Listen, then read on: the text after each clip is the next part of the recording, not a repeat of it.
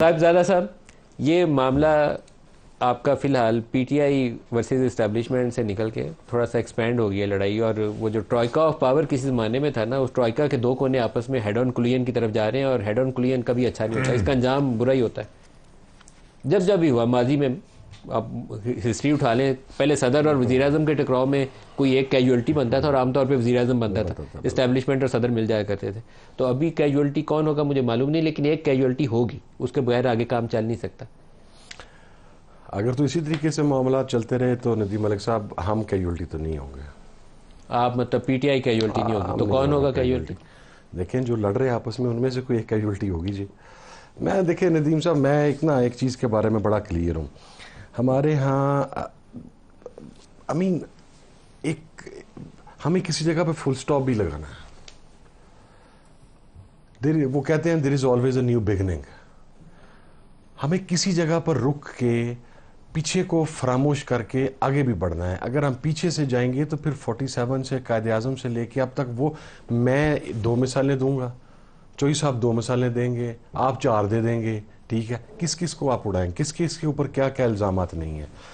کسی جگہ پہ ہم فل سٹاپ لگا کے کہ اب اوکے دس از اٹ، یہاں سے آن ورڈز آگے اگر کوئی کام خراب ہوا تو اب اس کے اوپر پراپر جو ہے وہ جزا سزا کا کانسیپٹ ہوگا، ہمیں اس کی طرف بھی تو بڑھنا ہے۔ یا ہم پیچھے کی طرف بیٹھے رہیں۔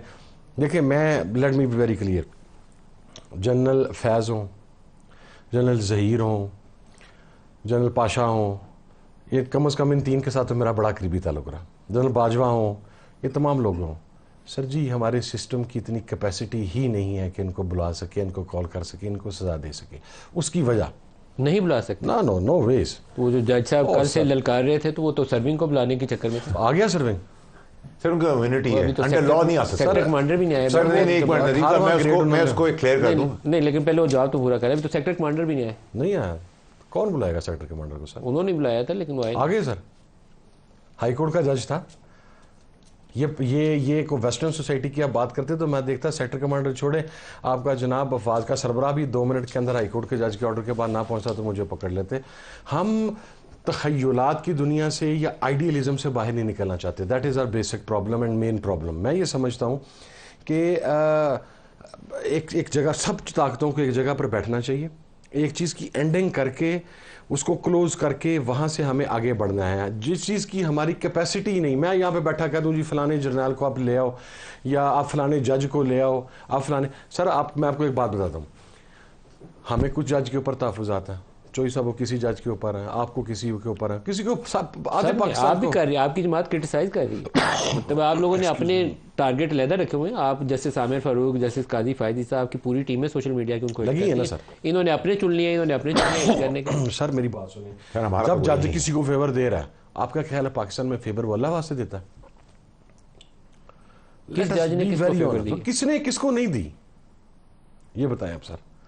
اللہ واسطے دیتا ہے، وہ بھی کوئی چیزیں سیف کر کے بیٹھا ہوتا ہے۔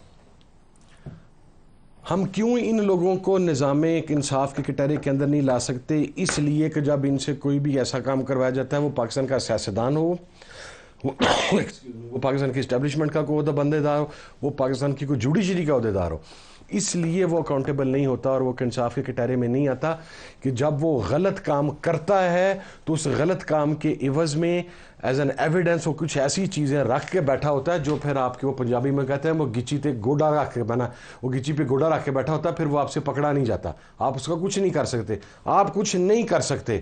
یہی میاں نواز شریف صاحب تھے اور مریم بی بی تھیں جو جنرل فیض کا اور جنرل باجوہ کا نام لیتے نہیں تھکتے تھے۔ آج ان کی حکومت ہے، اب نہیں لے سکتے سر۔ ابھی انہوں نے ان کا جنرل کا نام لیا، پتہ نہیں کیسے غلطی سے لے لیا۔ Not even with Nawaz Sharif, this is a dilemma with all the political party۔ جب آپ کسی کے، اگر میں نے کسی کے کہنے کے اوپر کو کام کیا ہوگا اور کچھ عرصہ گزرنے کے بعد بھلے وہ ریٹائر ہو جائے، اگر وہ مجھے کہے کہ میں نے یہ کرنا ہے، میں کہوں کہ میں نہیں کرتا اور وہ اٹھا کے فائل میرے سامنے کر دے، تو سر میں دیکھتا ہوں میں کیسے نہیں کروں گا وہ کام، میرے سے کروایا جائے گا وہ کام۔